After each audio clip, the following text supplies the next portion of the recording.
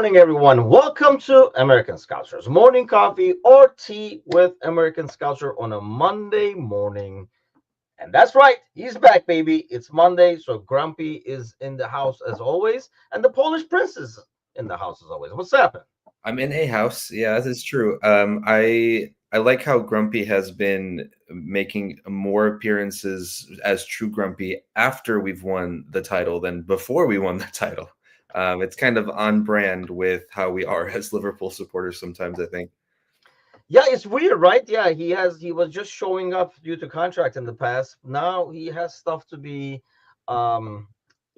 crabby about, I should say. I mean, I don't know. I was totally fine. We did the live watch along yesterday, so we'll talk about with Sir Z, and so we'll talk about the game a little bit. Um Obviously the biggest thing that comes out of this game is the events that happen during the game, so we can't ignore that part, and that's probably going to be, well, before we even go into it, do you think the talking points would be different if we win or lose, just because it ended up being in a draw? It kind of shifted over that way, or no? No, I think it was going to be the narrative, the social media, the talking points, everything was going to be about the crowd and about Trent, whether it was a win, whether it was a loss, because you saw one part of the fan base saying, "Well, it's just Trent is as Trent does, and he's keeping him on side for the second goal." But then if that doesn't happen, and then let's say the game ends 2-1, then we're still talking about the booing anyway. So I don't think it mattered result wise. I think we would have still been here talking about the same thing because no one's talking about the game. No one's talking about the actual Yeah. game itself. Everyone is talking about Trent coming on and what everyone heard and what they felt happened in the stadium or how they felt the stadium through the television or wherever you were at that time. Okay, so to boo or not to boo, that's the question. So that's what we're going to cover today for the most part. If in case nobody has watched the game or has not heard about it or lives under a rock, obviously Trent comes out. He's getting to ready to warm up. To be fair, the first they do the Stevie G song, then they like sing for Bradley and stuff like that, and he comes out to like booze, and then boost throughout the game that get less and less and less. It just almost felt like, especially after the red card and stuff like that, the fans got a bit more back into the game. We started chasing the win. So it looked like the focus shifted a little bit. And I think the percentage, because it wasn't as Slot said, boos are louder than claps. So you heard the boos. And I think the ratio kind of like changed as it went. So the boos got a bit more quieter, but they were still there and you could still hear them. We actually, doing the live watch along, we didn't have the sound, but Sir Z mentioned it. So right when he was coming in, actually, I put up the sound to see the reaction, and it was booing. So I am totally okay with the booing. First of all, like, that's a way for the fans to express themselves, and all these people who are saying that's not the place and all that kind of stuff, I just don't understand how they expect fans to express their feelings. Then it's not like they can write them a letter, send them an email. This is the way fans express themselves. Just as they encourage you, applaud you, they boo you. This is the fans' right, and they have every right when it's coming from the cup. It would be good thing it didn't come from us, because then we'd be like labeled plastic and stick to baseball and everything. But it came from the cup, so it was from the locals who are more upset with it than I think everybody else around the world is. Maybe because the betrayal feels a lot larger. I did not like the during the game booing as much, because I felt like the point was made with the Stevie G song Bradley. Then you boo them coming in. You tell him exactly where you stands and where he stands with the fans. I kind of was hoping afterwards we just play the game. And he's still wearing the Liverpool shirt. So, we'll root for you, but so that this is how we feel about you, kind of an ordeal. And then the game is over. I'm even okay with booing after the game if you want, when he comes to like applaud and stuff like that, to let him know. That's probably the only part of the booing that I did not like, was during the game. But when you go online, there's a huge divide of people. I mean, people like really, really upset about the booing, saying like this is not what we do and stuff like that. So I guess Where do you stand on the whole I'm surprised. I'm a little bit on the fence when it comes to the booing in the game. Yeah, if thing? A little bit of both. if anyone isn't familiar with our show and with us here, I'm sort of on the fence kind of guy, the Peter Schmeichel, if you will, of American Scouser. So I think the booing during the game, while it did, like you said, it just got less and less. I think it was important to still have those fans be heard in that moment. And I think that that was the only way they can express that they're hurt. You know, you can, like you're saying, you can write a letter, you can make a social media post, you can comment on something, but the only way that you can truly sometimes get your voice heard is at the actual stadium. And a lot of these fans, especially the fans at the Cup, this city is built in by a community, right? It's very much community felt. It's everything about the city itself is transferred to the club as well, and we've seen that in its history. And to have someone who born and bred there, who came up through the ranks, and who has always said that his vision in life is to be like a Steven Gerrard type, who is someone to captain this club, to raise trophies while being captain of this club, while now at the same time feeling like that wasn't really part in the plans the last couple of years. It hurts for people who connect with the city, who are from the city, who feel like this is a community, and if you don't want to be within the community, why should I be applauding you? Why should I be, I don't want to say like not respecting you, but why should I sit there and cheer for you if you don't want to wear this shirt? Because there's an argument that, yeah, you know, he's on the field, he's still wearing the shirt for the last 3, 4 games, but he doesn't want to wear the shirt anymore. So Fair. why should we sit here and not be able to boo if he doesn't want to wear the shirt? He wants to go somewhere else. So I think it's absolutely justified to have it throughout the game.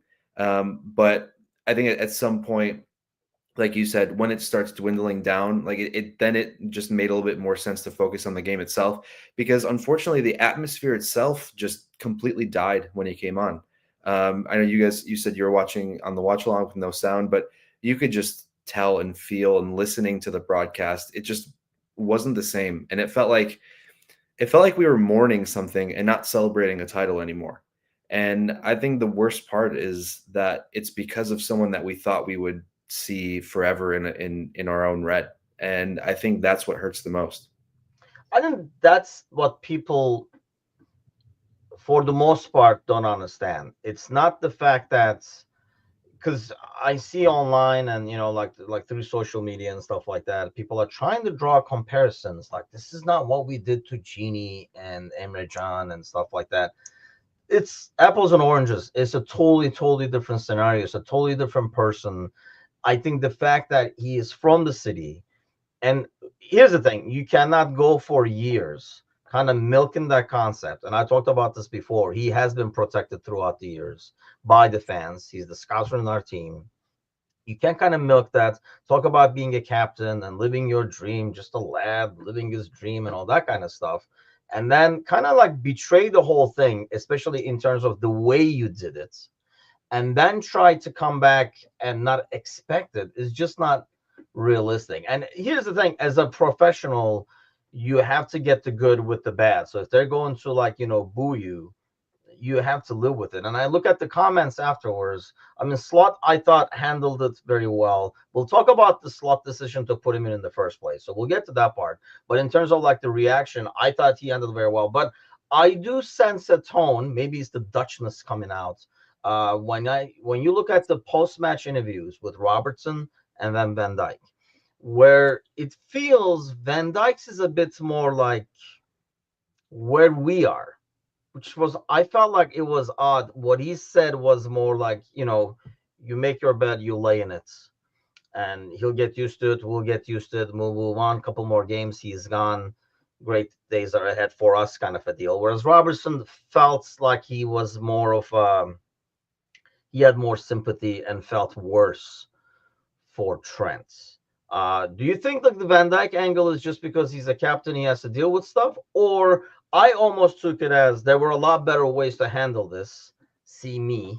and see Mo kind of a thing than what he did. So he has to take everything coming his way. 100% the latter in that situation. And I think with those comments and then the comments about the club competing and sort of the promises of the team not rebuilding the summer, but putting in the money necessary to be able to still compete at the high level for these guys, and that's why they convinced them to stay, because they knew that this was not necessarily a project, because we're beyond a project specifically, but this was a plan or a vision that was worth staying for. And if someone like him and someone like Mo could see that and be convinced of that, then they should have needed a lot more convincing than Trent in this scenario. In a case where this is the club that you've supported from birth, pretty much, it shouldn't be a difficult decision to want to stay when things are going well. We can sit here and argue all day about, well, what if things were going poorly? They're not. They're not. And you can't compare this situation to someone else leaving 20 plus years ago in every case, because of the different way that the team is handled right now and the different personnel of the team. And that's why it's even worse, because the team isn't bad. The team is good. The trajectory is up. It's not down. Yep. And he's leaving. I think maybe part of Van Dijk's comments too is because they're probably, we know where he's going. It's the worst kept secret ever.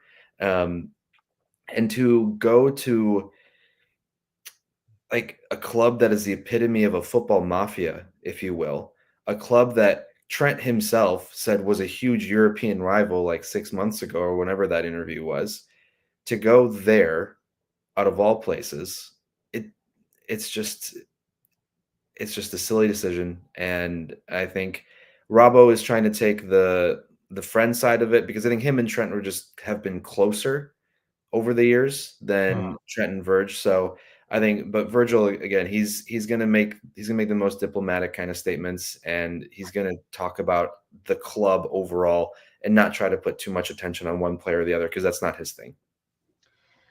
Yeah, I just sensed like a tone where he was like, well, he asked for this kind of a deal. That's the way like I felt when I listened to Van Dijk's comments. That's what I get out of it, is like he asked for this, so he has to take whatever comes his way. And I think, there's a lot of, oh, this is not us. That's not what. Can we please like not correspond? You'll never walk alone with this, because that's not the same thing. Everybody's like, that's not. People are forgetting what YNWA stands for and stuff like. No, they're not. I mean, that it doesn't stand for when you kick me in the balls, I'm still going to be by your side, kind of an ordeal. And this is what is being done. I still think we cannot. I mean, I do, because I can kind of draw some parallels to like the Arda Güler thing, and we've had other players in the past, and like Fenerbahce and stuff like that, like leaving. But again, it was leaving for greener pastures in terms of bigger European glory and stuff like that. So you almost could not blame the want, but at least the way they left afterwards, the money they brought, signed the contract, and all that kind of stuff. So I can kind of draw a bit more parallels, but I think a lot of people, especially here in the US, are not able to understand the concepts of him being a local kid and why this is betrayal. Like they're like, he played his contract and stuff like that. I think we always look at it over here in American sports, maybe because we're used to, especially in the last decade or so, right? We're more used to stars moving. We were not before. I don't think it was a thing in the American sports even like a couple of decades ago. They started like this whole free agent thing and all that kind of stuff has made a difference. And here's another thing. I think living in American sports environment here, like the whole trading concept, makes us a bit more sympathetic to the players making decisions, because we've seen teams saying, you know what, you're not good anymore, so we'll send you over there, we'll take that young kid and this pick or whatever. Whereas that's not the case over there. Like this is totally different now. Yeah, you do a contract, you honor your contract. And this whole thing about, oh, he didn't cost them anything and stuff like that, it's like that does not matter. It's not a matter of how much we invested in him. We're returning for an investment. We're waiting for his like loyalty, and that loyalty could have been one, being honest with us and then the fans over the last freaking 2 years, Now we find out, not even the last 6 months. I was in the last 6 months. Now we're finding out it's even longer. Actually saying what he wants to do, and yeah, bringing something back to the club and saying, like, yeah, the club is winning out of this too. He knows nobody else is winning out of this. And I honestly think, and I've been saying this for a while, and maybe he wasn't expecting yesterday to the scope that it was, as a lot of fans were not expecting it. This is not us and stuff like that. It's not a win for him either. I mean, he's going somewhere where if the experiment does not pan out, which I still don't think they will. I was watching the Classico before this game, the Arsenal game started, and that Real team is like a freaking shit show. I know they were missing people on defense, but I mean, he'll fit in like a glove there. They don't defend at all, so he'll work over there. But I think now he can't come back. I don't think he can come back as a Liverpool fan and expect people to like take him back with open arms because of how he's leaving. If he left for, well, I'll ask you that though. If he left for, I don't know, 40 million, do you think if it didn't work out over there, there would be open arms, or would there be booing then for him saying, "I want to try something new"? Yeah, the arms, they wouldn't be so outstretched like, "Hey, come back here, kiddo," right? But they would be open enough where you kind of you extend your arms out and say, "Hey, if you need it, it's here." But it wouldn't be a whole, "Hey, come back. We miss you so much. We never wanted you to leave," kind of thing. But at the same time, if we're talking about Real Madrid, there's a chance they wouldn't have paid anything for him. And he's going to a club that wasn't willing to pay a certain amount for him to come over at two different points while he was while he was part of the club. And I just don't understand how you could feel so valued by a club that won't even spend 10, 15 million in today's market to bring you over. What does that say about you and that relationship with that club? Just, I mean, you talked about the El Clasico, right? The kid that came on, Munoz, the guy that had the big chance that he missed for Real Madrid. He was getting absolutely destroyed on social media. A kid, just a teenager, Yeah, getting absolutely destroyed by Real Madrid fans. And we think that Trent, the guy who lost form for 3 months because he wasn't picked for the England team, is going to make it over there. yeah. It's fine. If he wants to take that chance, if he wants to do that and he thinks he can do it, that's great. But I think, sort of like Gally's saying, I don't think necessarily like he's going to be at West Ham in 3 years, but he's going to have a reality check, and it might not work out the way that he wants it to, unless what he's going for is just exposure. And maybe part of it is it's definitely not all football based, because if it was, he would stay. If it was all about the game What itself. part of it is exposure though? Like he's not. I mean, especially if he's gonna play right back, that's not exposure, dude. Like if Real wins, nobody's gonna talk about the right back. Carvajal has won everything under the sun for decades over there, and he's amazing. We've talked about it with you. No, when Real wins, nobody says Carvajal guy on right back. It always goes to the guys up top, guy in midfield. It's gonna go to Mbappe. It's gonna go to Vinicius. So it's not like he's going there to make a difference, or even if there's a difference when he goes there, he's not going to be credited for that. It's going to go to their superstars. He's going there for free. So it's not like, a huge signing that they're going to get excited about. It's not for sporting exposure. I should have said that. Ah, It's for global brand exposure. Because as much as we can say that Liverpool is as big of a club as it is, I think Real Madrid, most 99% of people will say, are just a bit more globally loved or a bit more globally supported. And they have a lot more of the casual fan than Liverpool. I feel like Liverpool fans, for fans of this club, we're fans of this club. A good amount of Real Madrid fans outside of Spain, outside of Europe, they're just the name that comes up when they think about the sport, and yeah. that's why they support them. And I think when you think about that, when you think about the relationship between him and Jude, I just think that there's a chance there, monetarily, ambassadorially, internetly, any sort of adverb you want to throw on there that makes you more money and puts your face out there. That's what you get from it. He's not going to get the accolades when it comes to the actual sport because, like you said, there are 10 other guys on that team.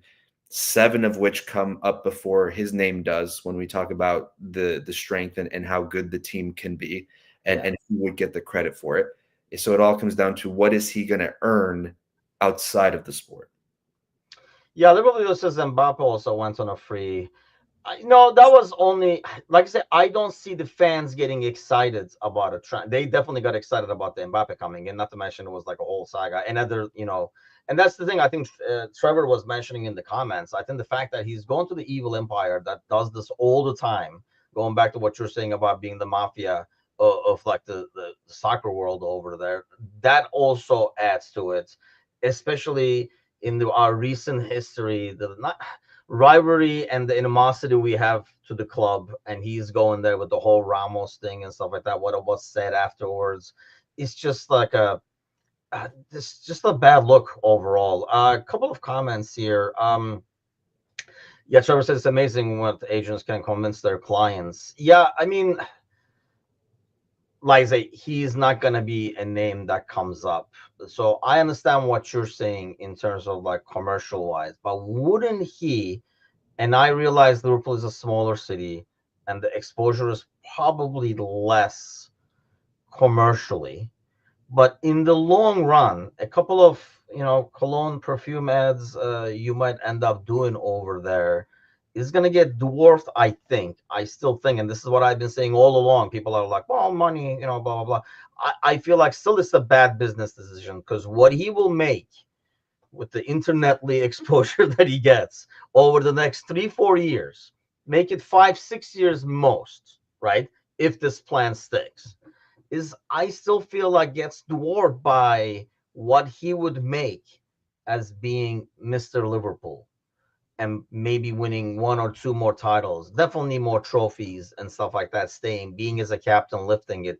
He would be making money for the next 3-4 decades as Mr. Liverpool. Whereas they're gonna forget about Trent over there in like now.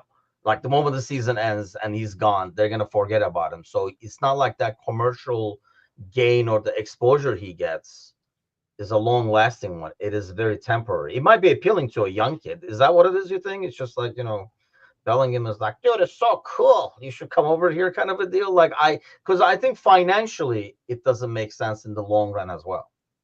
Yeah, I think it's a bit short-sighted, like you're saying, when it comes to the longevity of who he is as a person, because it's easy to think when we think of sporting careers, we have to think about them in context of your entire professional career, your big earning years. You might get, 15 years max, right? You get, let's say, from 20 to 35, that is your stretch where you can earn as much money as you can playing the sport, because after that, your body just gives up. You just can't do it anymore.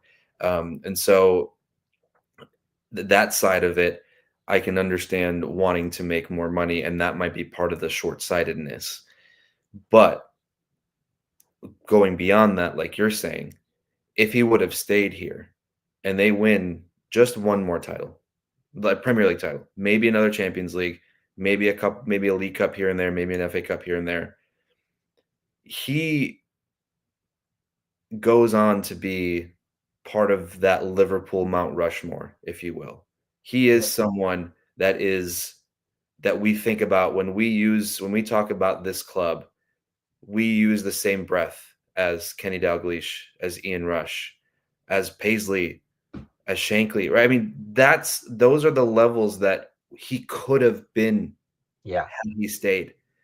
And now we're not ever going to talk. We're going to talk about him on whatever the exact opposite of Mount Rushmore is, and throw him in with Owen and McManaman. Cave of Rushmore, the hellish caves of The Rushmore. alternate universe Rushmore.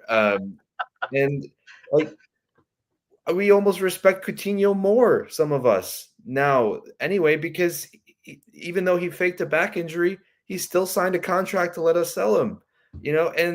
And that's just that's the hardest part, is knowing what could have been. He could have been, like you're saying, Mr. Liverpool. He could have had everything forever. And now it seems like it was thrown away for a couple of years under the sun. And I think everybody knowing that, that's what makes the betrayal, I think, more. Like everybody knows this. that he would have been Mr. Liverpool. He would have been on the Mount Rushmore and stuff like that. Knowing that, so that's what he was pushing away. And this whole, he's like, this means more. No, not really, is how I take it. To add to that, his celebrations and stuff like that. I mean, like, he doesn't have a leg to stand on, and he has to have everything coming his way, and he has to listen to it, including the booing, because that's what a lot of the fans in that stadium felt. And you're gonna hear it because that's the only way you're gonna hear it. And I understand, like Sergi was talking about, I don't know, like, going on social media, death threats and stuff like that. But going into the kind of social media and be like, I'm really disappointed in you, Trent, is not gonna do anything either. That will hurt yesterday. I mean, I was listening to Owen talk about, how much it hurt him, which, serves him right. But he that will really hurt yesterday, and that's the whole point about the booing and the way it happened yesterday. You hurt us. This is how we feel. So, well, it's your turn to get hurt then. And I think, you basically take it, whatever you give, you kind of like get it back. So I don't think, I don't feel bad for him at all. The whole, Glenna's point about the timing of the announcement, we were talking about this on last Monday's podcast. I don't know if the club had something to do with that. Like, we got this out of the way in this game. Now everybody's gonna talk about it for 2 weeks, and then we kind of like got it out of the system in the Palace game. But the club is like, dude, this is gonna go south, and we want to party. We don't want to be dealing with your shit. So they announced it after the Chelsea game. I honestly still think the perfect timing would have been after the Spurs game, while everybody was still hungover and celebrating the title. It would have kind of gotten lost in the mix a bit more because everybody was kind of expecting it anyway. But what do you think of the timing? I hear a lot of this, that he should have waited until after the parade. I don't agree with that, only because we would have talked about this even during the parade. I mean, people have been talking about this freaking contract thing to death over the last, like, year. So I feel like it would be like, well, he should tell us. He should tell us. It would be worse if you waited for the parade. At least now it's kind of out of the way. But is he going to have his own bus, like a minivan, where he's like going in behind the bus by himself? I don't know. I feel like it's out of the system now, and this won't happen in the Palace game. Do you think he gets the same treatment at the Palace game? Not as much. I think there could be a boo or two, maybe some scattered boos here and there, but nothing like it was yesterday. Because yesterday was the first chance to truly show him at Anfield how the fans felt. And I don't have an answer for what would have been the best time, because I don't think there was a good time for him to announce it. Well, yeah, we could give him his own bus, but I'm then not gonna waste the whole bus. We'll give him like a minivan his or something. ego, you might be feeling his ego even more with giving him his own bus. I mean, that's the whole thing we're kind of annoyed about in the first place, right? Is how much his How ego. about like those like duck things they have on by the Chicago Lake downtown? Like, like Oh where you yeah, let that go in the water and land. I'm expecting something like that, like a duck that would bus. be fun. But there was never going to be a good time, and I think part of it, I think the club wanted to, in a way, tell Trent, hey, this is your bed. You've made it. You're gonna have to lay in it. You have to tell the fans now. We are not gonna take the brunt of all the negativity of your decisions, of what you've withheld from us for the last couple of years potentially. You need to do this because you're an adult and you have to tell the fans. I think and I think that's why he had to do it at that time, because any other time might have looked worse for the club in some way. And in this way, it was very much, hey, you have to deal with this yourself. This is on you. Yeah, I don't know. Like, going to the comments over here. What was it? There's less pressure, cameras, attention as measure where you can pose with Judah and get on the. I understand that part of it in terms of like the commercial thing, whatever. But this whole like the hand, all this stuff is coming back and making him look worse. Is the thing. When he did that at the time, we kind of took it as, people are talking crap. I'm doing my stuff for Liverpool. Now it's like people are talking crap. I'm doing my own thing. Screw you guys is what it comes across as. He has done this in the worst way possible. I mean, Bickler says definitely not the way Trent drew this. I bet Trent is so pissed nobody packed his bag and met him at the back door for him to leave in an unmarked car after the parade. It's definitely not what he expected. And Dom, who actually we messaged back and forth within the LFC America group a couple of times yesterday about this, because he was one of the ones who felt like almost like embarrassed by the reaction and stuff. He says, I think hopefully the boos are done now. Now show respect. Here's the thing, I will respect you if you respect me, and that's how life works, that's how the world works. So if what he has done as this, I feel like, has disrespected the fans, the whole dishonesty, being quiet, the motion, everything has not respected the fans. And if that's what you give to the fans, you're gonna kind of take it back. And I think that's the fans right. I mean, that's like the whole like outrage yesterday over the booing. I think that's the fans right. They got to express their feelings one way or the other. And it happens in the state. If you're going to take the claps and the chants and the songs in the stadium, you're going to take the boos in the stadium too. It's the same, it's the same fans telling you how they feel. Absolutely. 100%. I was gonna say something else, and then you said something, and I totally forgot what I was gonna add to that. Just call me Classic, if you're both. classic Monday. Oh God, I'm trying to think right now. No, go ahead. Yeah, Bigwood says how to respect a player who was signing Madrid kits in LA and then play Koi all year. Okay, yes. Now I remember now. Great minds think alike. There you go. Yeah. Thank you, Paul Bickler. And the fact that this has been our vice captain all year, who has avoided any sort of vice captain responsibilities, who has avoided the media all year, who has not done anything that a vice captain is supposed to do, and we should sit here and respect him for the way he's leaving now, because what? Because he put years into this club. The club invested into him in his. You can't say that he gave 20 years to this club. The club invested into him 13, 14 years. He Yeah. gave back 6 professional years, whatever it was. Before that, that's not on him. You can't give him the credit for that. You have to give the credit to the club for still putting that energy, putting that time, putting that money into him to be able to give him the opportunity to then be able to provide back for the club in his professional years. And then for the last 2 years, this is the kind of the thank you that we get, or not, I shouldn't say we, because we're going to get really blasted online for saying stuff like that. Yeah. But that's the thanks that this club gets, is a half-ass, at the end of this season, I will be leaving Liverpool Football Club. That's crap. And he deserved every single boo that he got. And that's that. He did. He was very robotic. Sounded like Arteta, like a bad AI generated video is what it looked like. But here's another thing. Like this, he might not owe anything to the club. That's not what I hear. Is like he was free. Like people like freaking like Ferdinand and stuff. Like there's like he was free. He didn't cost the club anything. He doesn't owe the club anything. He might not owe the club anything. But the people were booing him. It's not like, FSG was out there like Edwards and stuff are like, boo, like just booing him. It was the fans, and he does owe something to the fans. He owes honesty to the fans.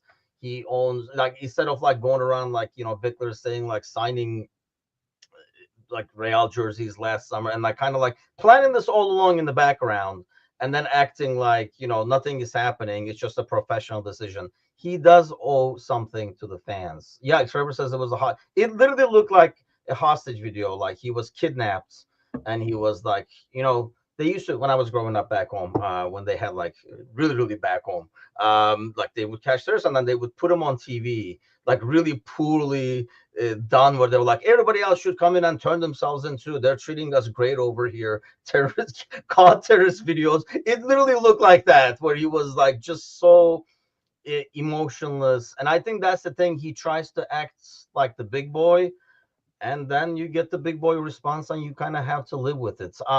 Here's the thing. If you're going to post that video and then turn off your comments, then you're going to have to hear it one way or another. And the fans were hurt, and they made you hear what they wanted to tell you that you didn't allow them, because you understood as soon as you posted that you couldn't take the backlash from it. You needed to escape from that. And that's just how it's going to go. And then you think it's going to get easier in Madrid? There's no chance. And like you said earlier, the whole "you'll never walk alone" thing, it does not and shouldn't apply to everyone unconditionally. It's not, you can't just say that and go, well, we're better than that because you'll never walk alone. That's not what that means. And right now, Trent is walking alone, and that's fine. Mr. Barrett says baffled the video came from LFC's channel. I think it was like an official thing. Like I said, there was yeah, Bickler says, do you guys think there was a club representative with a weapon trained on him during that announcement video? It's just, yeah, just say it. Read it like he's behind the camera. It just, the timing of it was odd, and maybe, I mean, they knew which way this was going to go and they wanted to get it out of the system. I feel, do you think it's out of the system? If there was a game tomorrow, Trent comes on, do you think he gets the same exact treatment? Or I feel like the fans can say, we made our points. That's where you stand. We'll sing a Gerard song and well, but like we were saying earlier, if we felt like they would have made their point, they wouldn't have booed throughout the game as he touched every single ball. So maybe they haven't gotten it out of their system quite yet. I don't know. But I don't think that we'll need to worry about it because I don't think he's going to see the pitch for the rest of the year. Because I think Slot was a little surprised at the reaction that he got. And I guess there's two ways to look at it. The first being, if I'm Slot, maybe I'm putting him in so he can see exactly, what he means to the fans right now. And have yeah, like, hey, you did this to yourself, so now take it. So there's either that side, or Slot put him on and was thinking he's going to get the standing ovation for being part of the club, and winning so many trophies. And I think this is what he deserves, and not realizing what the backlash would have been. Because I just don't know where Slot was. We won't know what his head was like in that situation. Rotary says Slot will still play him. And honestly, I understand what Slot is saying. Like, it's not Slot's job to protect Trent from his own decisions. He's there to win games, and he's trying to look at it. You can argue. I mean, and yeah, I mean, honestly, on the pitch, aside from him not stepping up as fast as he should to put Marino offside, because I know, like, when we were going back and forth, initially I was like, well, I don't know if that's as much on him, because it was a shot reflection. Then when you watch the replay, it's not a matter of, I think Kazi in the comments was saying, he should have followed the runner in. When you watch the replay, he's actually stepping up, seeing the situation, while he should have stepped up basically earlier. He stepped up too late because, as always, he got caught ball watching. But I think, in terms of attacking wise and like chasing the goal and stuff like that, he did make an impact. And I think Slot's responsibility is more for tactical reasons on the pitch and not, protect Trent from his own decisions. So do you think, I mean, we knew Bradley was going to start anyway. He already said it. So Bradley will start probably the rest of the season. But do you think he does put, like Dom says, he plays at Brighton? Is that because it's away? So we can kind of like, I mean, then he's going to get booed by the away fans if he's probably even worse. He'll probably get booed worse by the away fans because those are the ones that can get pretty loud, pretty vocal about how they feel. So I don't know what to expect of Brighton. And I think the Bradley thing, he was on a yellow. I think part of it was maybe trying to change the game a little bit, and he felt like Trent would change the game more than someone like Kwanzaa at right back or Endo at right back, which is understandable because, they're much different players. So I think there was definitely that part of it there. And you could be, it's not it could be one of those like, well, serves you right. Go out there, kids. Go out and wave to the boos kind of a thing. I don't know. Dom says absolutely won't be this by the away fans. He was last time. So I don't see why not. It's the same fans. So I don't see why not, unless it was. Hassan says putting him in affects the whole team. What's the point of putting him in when the other players know if they pass the ball to Trent, the fans will boo? I can see both points of view. I know what Slot was saying. If you have Trent, you're gonna play him. Like if you have a player, and I think here's the thing with Bradley. If we learn, I mean, we're gonna talk about the game at all, which apparently we're not. But I think we didn't really learn anything yesterday. We still found out that we do need a center forward. We still found out that I don't know if Bradley can be trusted as a right back because again, he can't go 90 minutes. I don't know if it was like conditioning or if it was like the yellow card he got, because he kept dropping as the game went on, and his tackles are like a card waiting to happen all the time. I think it was more that he came out. You can argue, and he said that he has options at right back. He could have put somebody else in, but like I say, I just don't think it's his job to like protect Trent from himself. But I know what Hassan is saying. But listening to the players, they were able to kind of fight through it. Maybe they just got. I don't know. What do you think the players are with this when they hear that? Do you think you can tell like what Robertson's response was, but you could also tell what the vibe I got from Van Dijk's response, where it's like, well, I mean, you reap what you sow. Yeah, and then I don't know if you caught the clip. I think there was a clip after the game when Trent was walking around clapping the fans. I mean, he wasn't getting too close to the fans. He was walking around in like a circle in the middle of the field, but you could see Sobo getting upset at the fans for booing it and making that kind of. And I think maybe he's realizing that just because you come through the city, it all depends on how you leave and not what you did. I think someone earlier in the comments mentioned something about Klopp, when he came in, saying it's not important what someone thinks of you when you come in, and it's more important what someone thinks when you leave. Yeah. And this is where we're at right now with Trent. We're only ever going to think about and talk about the way he left. It's going to be difficult. I know you said last week one of the points you made was when we look back at some highlights of Sadio or Bobby, or Mo or Verge at this point, right? We're going to look back and we're going to think of the good memories. And when you think back in 20 years and you look at Trent highlights, you're going to think, man, that was pretty cool. But if only he had stayed. And that's always going to be the feeling, is if only, if only. And I don't know if that answered any of your question that you just had, but that was I'm looking at some of the comments going, like, there's transfer rumors going, and I'm just thinking about 20 years from now, thinking back, going, God damn it, Trent. You could have literally had it all, you fucking idiot, man. And I said that last week, mind you, before all this, that, when we look back, we're going to talk about, man, what a passer he was. He couldn't defend, but what a passer he was. And then, but then it's going to finish with, yeah, but, he did us wrong at the end. Well, now we're probably going to remember him being booed and what a big ordeal it was and stuff like that now to 10, 20 years from now. Yeah, I mean, Rosa is already recruiting for us. Venderson from Monaco. Don't know much about him, to be honest with you. The Frimpong thing I'm confused with because it does seem a good option. He can also play right wing for Mo and stuff like that while Mo's away. I just don't know if, and this is what we still don't know when we talk about all the time, that we don't know what kind of a back he's looking for. Is it going to be a guy who can actually defend, or is it a guy like Frimpong who can just bomb up and down? And that's what this thing with Kirk has. Like everybody's talking about Kirk as he's the same thing on the left-hand side. Is that what he wants? We don't know. It really depends on see, I did not know he was even there's so many. And here's what I like. And Serzi, you're the one guilty for this, by the way, that now there's like 50, 60. We didn't even go into freaking June yet. There'll be like 500, 600 people linked. And anytime somebody was somehow linked, go somewhere else, it's going to be like, oh, we lost out on another guy. It's like, no, like we never in it. So we're not really losing out on people. That is a dream. Yeah, the price wise and everything like that makes everything look that one. But we just talked about this yesterday, Dom. What about when Klopp left midseason, challenging bombshell? Oh, he's tired. Feel sorry for him. Looking bad. He probably fucked up.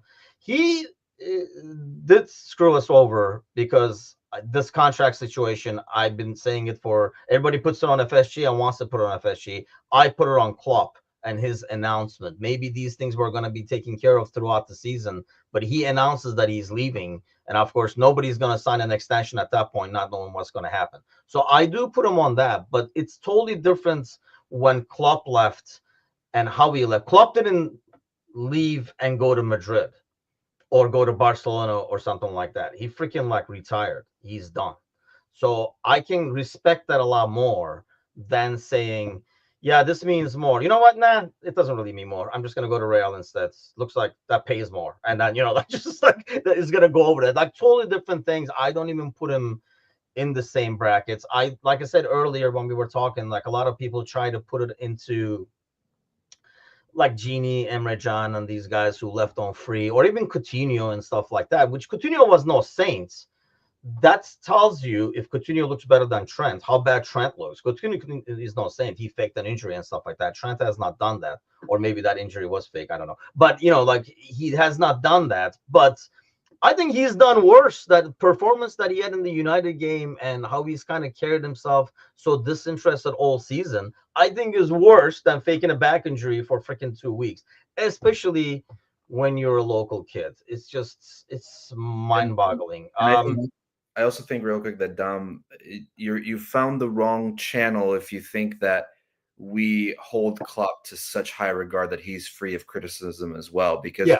our channel, probably more than other Liverpool channels, most likely, especially some of us, were a lot more critical of Klopp over the years than other channels or other fans who gave him a pass for literally everything. If the players played well, it was all Klopp's doing. If the players played poorly, it was the players. It was not on Klopp. That was sort of the mentality that a lot of fans had, that Klopp could do no wrong. Meanwhile, here we're sitting here going, yeah, he probably derailed our entire season last year because of what he was doing. And we didn't sit here last year saying, oh, poor Klopp, woe is him. We thought, man, really? Like you had to make this announcement, you had to make this happen, you had to do this, you had to say this, we had to get the cameras involved, the documentary crew, all this crap. Like that's probably what derailed the season more than more than anything else. So yeah, this is the wrong channel to think that we're not going to criticize Klopp for what he said as well. Roach says no, because I mean, yeah, but that's what got Serge on this morning, because he's rumored for Napoli, I think is what I saw. Which, like, so is Kevin De Bruyne. Yep, anybody we're interested in. They're taking away all our players. See, I don't agree with this at all. Like, I would have bought this. This is what I think separates his scenario, by the way, from the likes of Coutinho and McManaman and stuff like that, where they're going somewhere with a team that has the ambition to win and more trophies and stuff like that. Roach, this team just won the title with easily, to the point where we've been talking about Trent for the last 2 weeks, because this thing has been sealed and done. This team is relatively young, and Van Dijk and Mo, who are in their last probably 2-3 years of their soccer career, have faith in what the plan is going forward for the next 2-3 seasons, that they have committed their last years of playing this game to the club. So I'm not buying that. I am blaming him for going over there and to go with trophies consistently. He can just watch Barcelona win. I will be a Barcelona fan probably for the next 4 or 5 years against them. But I think that's why I blame him, Mateusz, because he is leaving the team that's already winning and challenging. Like, probably the next step for them, the next challenge for them is going to be the Champions League challenge and stuff like that. So he's leaving a team that's going to be there, and that's why there's no excuse. In the past, you could have maybe excused some of these guys and said, yeah, they want to win and it doesn't look like we're going anywhere or something like that, or we don't have the ambition, or we don't have the players. We have the players. They clearly have the ambition. This was a project that is still in the infancy, so it's only going to get better on paper. Mo and Van Dijk have been sold to it, so Trent now buying that plan is on Trent, and that's why he gets the boost.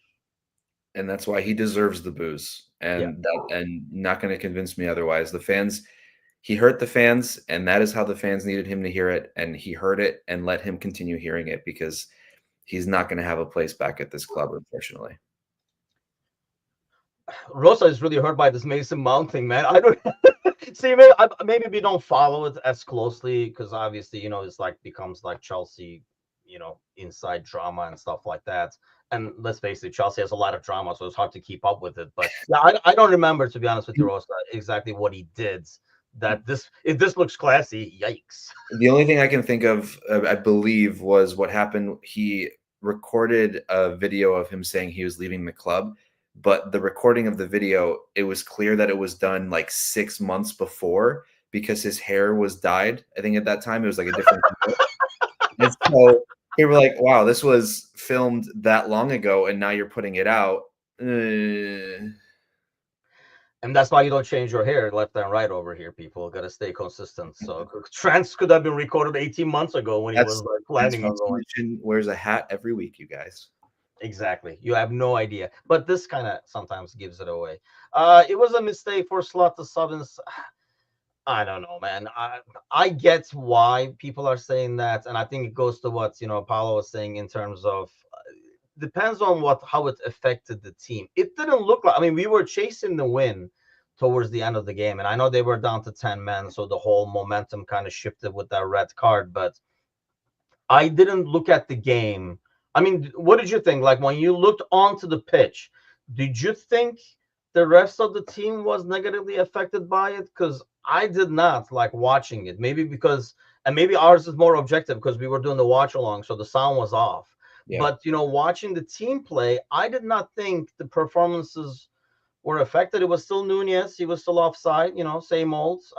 Jota misses what he would normally finish. I thought everything was like normal. It wasn't affected at all.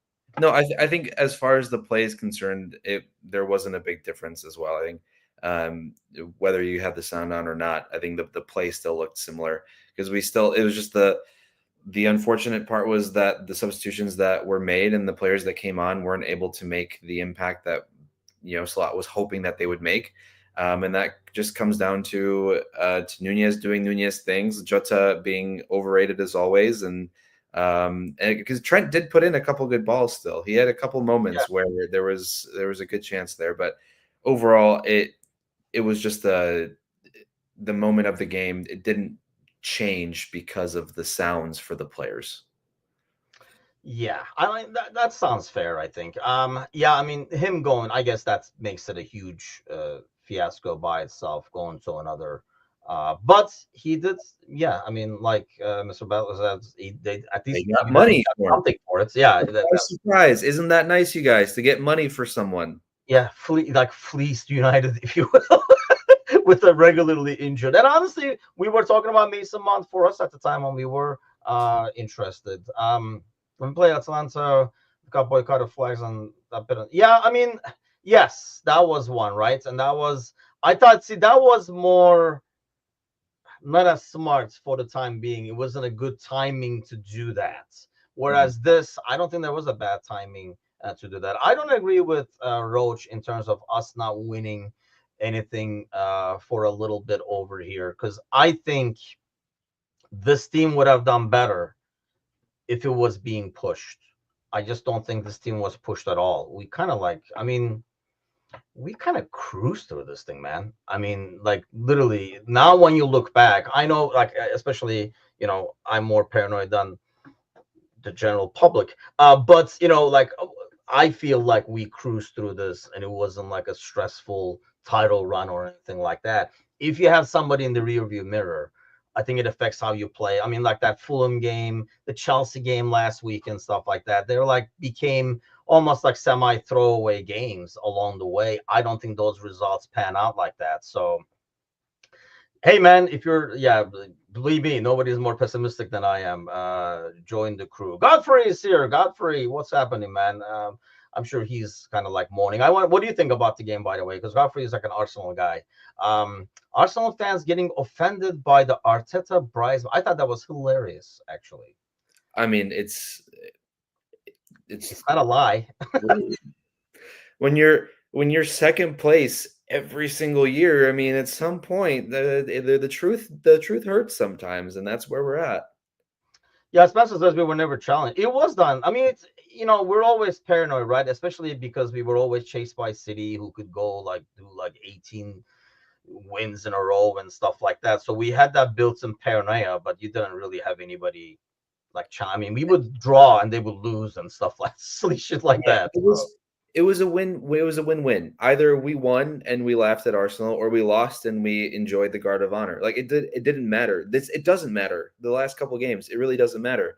And I guess now that I'm thinking about the comment about not competing for titles and not strengthening, it's just such a frustrating thing to hear, because this was a team that Slot inherited that has players that Slot doesn't necessarily want to use. Just imagine what he's capable of doing with players that he wants in the team, players that he brings into the team. I mean, how can you not look at this and think better? How do you look at this and think worse? I don't understand. I think a lot of people are kind of like, I think like Roach was saying too, they look at these last 2 months. And honestly, this whole thing has been tainted by the League Cup final and getting eliminated in the Champions League that week over there. Otherwise, you look at our Premier League records, there was really not that big of a drop off. We still only, like, you know what I mean? Like, we had only lost the Fulham game afterwards, but it hasn't been as, I don't know, everybody I think considers like we really went down the second half of the season. I think there's been that week, but I don't agree that we've been crap. We've been winning a lot of games still. I mean, since January, this team still had the run where they beat like a lot of big games. You know, maybe you don't consider City a big game anymore or whatever, but they won some like big games along the way. I think it's kind of like overblown, and I think they would do better if somebody was chasing them. I don't know. I agree with you. I mean, in terms of potential, this is a project we were not supposed to be here, and here we are. So I don't know. I think a lot of people still give credit to the, like, oh, it's like Klopp's team and stuff like that. But I think the way this team plays and with the additions that they're going to do, they're clearly going to be improving this team. Every time Van Dijk opens his mouth and Mo, that's what comes out. Like, they were told what the plan is, and we're going to be going all in for the next 2-3 years while these guys are here. And now you can start panicking what happens in 2 years when those two leave, and then we start like a remodel, reconstruction of the team. Trent got contracts when they got captains and vice captain. This goes back to Klopp. I put that on Klopp and nobody else. When Klopp says he's leaving and nobody knowing, we didn't know what the hell was going to happen. We didn't know what the hell was going to happen before the season. We were hoping for Champions League. So I don't blame Verge for not committing to the last 4 years of his career without knowing which direction the club is going to go. And that's a good sign by itself that he's sticking around. And based on what Trent has been saying for the last several years, we never expected him to leave. So why should we have given him a contract if he wasn't going to leave? If he wanted to be captain of this club, why do you have to give him a contract? He's not leaving. Yeah. Polish and Turkish football players at Liverpool, man. No, you don't want any Polish. Give me a Polish player that you would want at Liverpool. Do I have to pick from now, or can I think back in history? Boniek from that Juventus team. No, like ideally somebody alive and still of age. I mean, Boniek, he's still alive. I mean, that's rude. Give me Nico Zalewski on the left side. And maybe let's throw Piotr Zielinski in the midfield for a little bit. Especially if he wins the Champions League with Inter, I mean, it's going to be a good look for him and Zalewski. Actually, that would be nice for Poles all around. So either Zielinski or Zalewski. So you rooting for Inter in the final? I am. The Polish connection? Actually, no, I don't know. I'm kind of torn because Hakan plays obviously at Inter. Yeah. So it would be nice for him to win one, but at the same time, it's something to be eliminated from. To get eliminated by the champions, right? Yeah. So for that narrative, I'm with PSG. For the Polish narrative, even great Gutush way, a little bit of both. Win-win, maybe. Yeah. No, I mean, not Lewandowski now. Not now. Take Lewandowski now? What's up? Would you take him now for a year or two? I'd take Harry Kane. We want to open up that can of worms. Just because you look like Harry Kane, though. So I don't. That's not fair. Yeah, Ozan Kabak to good old. Hey man, I was talking about Arda. I would have liked Arda here, to be honest with you, and I think it would work well. I really wanted Ferdi Kadıoğlu, who went to Brighton and scored against us actually at the home game and stuff, but the kid has been injured the entire year, so that didn't pan out very well for him. I would have loved him. He can play right back, right wing, left wing, really fast, very technical. Half Dutch, so actually speaks Dutch. It would have like fit like a glove, man. It would have been a perfect signing, especially for Slot. But he went over, and he was cheap too. I think he was only like 15 or 20 or something like that. So, but didn't happen. God knows who will come now. I don't see any. Kenan Yıldız from Juventus. Yildiz Would could be not fun. be a bad one. Yeah. He's yeah. See, like Barrett says that too. I mean, I like that kid. He's like really raw, but he's really young still. So a lot of like young talents in that Turkish national team. But we'll see what it goes. We Remember were the going last to talk about this whole. What was that? I'm sorry. Yeah, remember the last time we signed someone from Juventus for a potential project. Yeah. Poor guy can't even make the bench at the end of the year. Oh yeah, Arda is he's the real deal, man. If he got more opportunities, I think. But he went to like look, he went to Real, and for him to still get playing time there, and when he does to do well, he wasn't all that yesterday, mind you, but Real was all over the place. They never had the ball, and Arda needs to be on the team that has the ball to do his thing. Uh, but yeah, I think the only thing I didn't know is how he would do in the Premier League. To be honest with you, I don't know if he would do well in the Premier League physicality wise, because he's not a big dude, big kid, and he's not a strong kid. But he's still like 18, 19 or something like that. But yes, Chiesa. I don't understand. I mean, there has to be some reason why we were like maybe that was like the way to get back at the fans booing, putting Nunez out there instead of Chiesa. You're like, oh yeah, well here's Nunez, suffer through this for like another 15, 20 minutes instead of putting Chiesa out there. I just don't get it. I Well, really don't. Chiesa he didn't even make the bench. So there was no No, chance of Chiesa out there. So I just yeah, it's a really weird situation. And I hope maybe we get like a 30 for 30 in 10 years. Like we'll look back on Federico Chiesa's 1 year at Liverpool it'd and be like 30 seconds though. Like, behind the scenes, what really went down between Slot and Chiesa, and then it really was just nothing other than the fact that he just wasn't fit enough, and then maybe just wasn't as quick as Slot needed him to get up to speed to. I don't know. dude, I mean, you and I would be in, well, you definitely would be in game shape by now. For God's sakes, it's been like 6 months. He can even get my guts out of the way and like be me in game shape probably with the professionals we have working there. But yeah, it's yeah, Chiesa installed the slots department. Yeah, he must have done something. I don't know what it is. We were actually going to talk about the whole Nottingham Forest event over there with the We can owner go for coming hours. onto the pitch and go for like another 3 hours over here. But um, I mean, real quick, we'll go about it because he did like issue like a statement afterwards as well. If you don't know the story, what's the kid's name who used to play for us? Awoni, Taiwo. Awani, yes. I mean, first of all, he looks brutal. He slides and basically hits the post full speed at his guts. He gets up. They're about to put a substitution in. So they're looking at the, like, he's right behind the goal. He's barely standing and stuff like that. So the physios give the thumbs up, like he's good to go. They make a substitution. By the time he comes around the corner to come back into the game, he can't go anymore.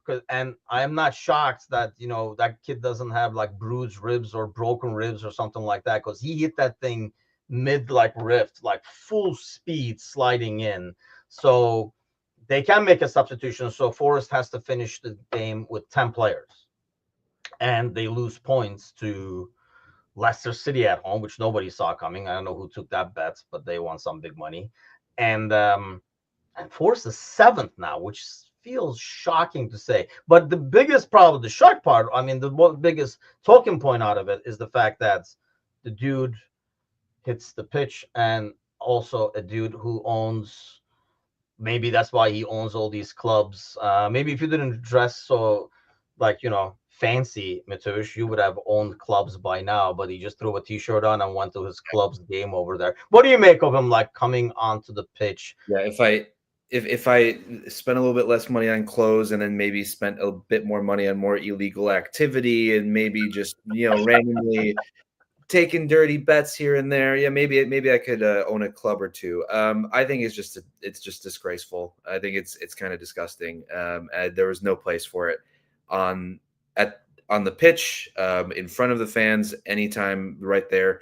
This is a club that has overachieved this year. Even if they finish seventh, they have overachieved for the year. And to have that moment there, that is going to sort of mar their whole season. Like we're talking about Trent, right? Now we can talk about Forest fans who will think back to that moment and not really celebrate a year that they didn't expect to have, albeit they probably, you're allowed to change your expectations as the season goes on. So you would think that maybe they're going to finish top 4, top 5. But to still get a European competition spot for Forest this year was a massive success.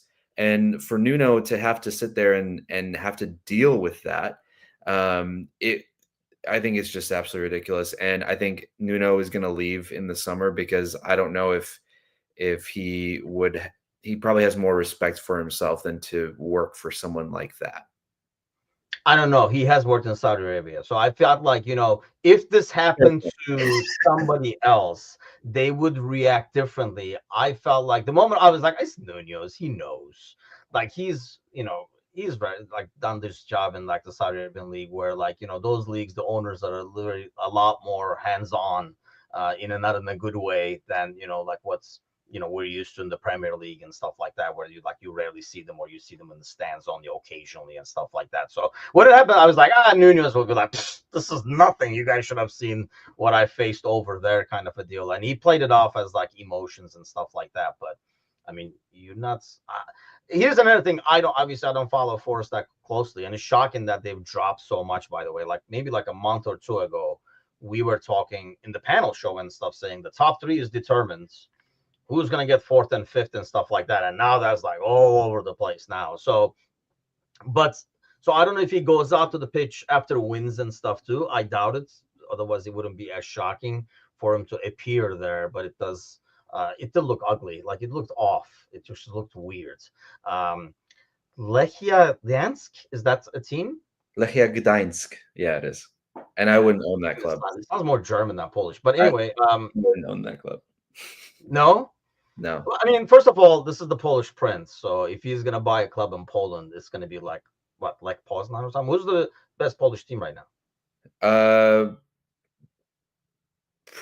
I mean, I guess, well, it's a matter of who is finishing atop right now or who is just consistently the best team in Poland.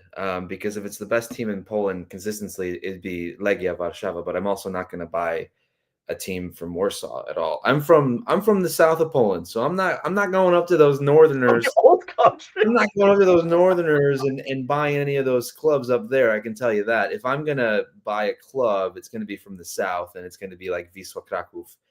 But Lech Poznań technically are the best team right now. Okay, that's the one. Like I'm more familiar. And Warsaw, I should have thought of that one. They're familiar. I never heard this one personally, for example. Yeah, no, that's a real club. There's also they exist. They exist.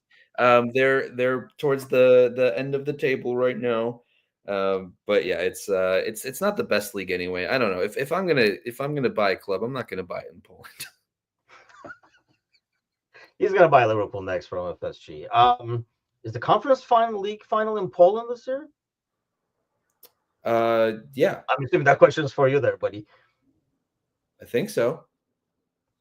So yeah, he has no idea. Basically, I'll translate that for you guys. The way he said that, as he's trying to Google it, is he has no idea. I don't follow the Conference League. Who follows the Conference League? I'm assuming Rosa does. Chelsea's in there. Yeah, actually, Rosa probably knows where the final is. It's in Wrocław. It's in Poland. It is. Sorry, guys. Sorry. I don't follow. Monday. It's a day off and grooming day for the Polish prince household. Who's getting groomed? No one today. No one. Are you at the undisclosed new palace, or are you at like just the house? In-laws. In-laws still, huh? Okay. Maybe next week. Maybe next week we will have finally from live from the palace. It's Saturday night. No, actually. Never mind. No, the floor guy is going to be there. So I'm still looking forward to the show where it's you, all the butlers in the background celebrating the new palace. Yeah, it's like a little thing playing like classical music in the background, like a quartet or something like that. That's I'm gonna need to get really good at Photoshop or Adobe After Effects to make it look like there are people back there. Yeah, I mean, my whole career on this show is just me losing points, so this is nothing new. You gotta really hit me deeper than that if you want to get under my skin. But I will be back with the gang tonight, 7 o'clock Central, 8 o'clock Eastern.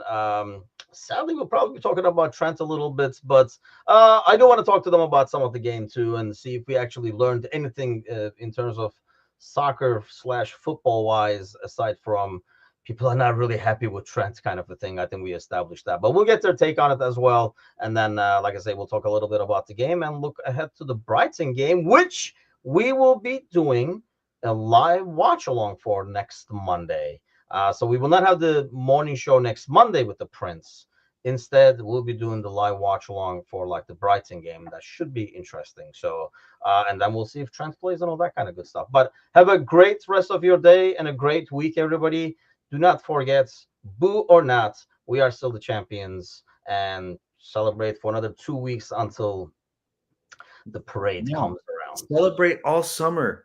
Oh, Don't I stop guess. celebrating. These people won't, trust me. I probably won't either, let's face it.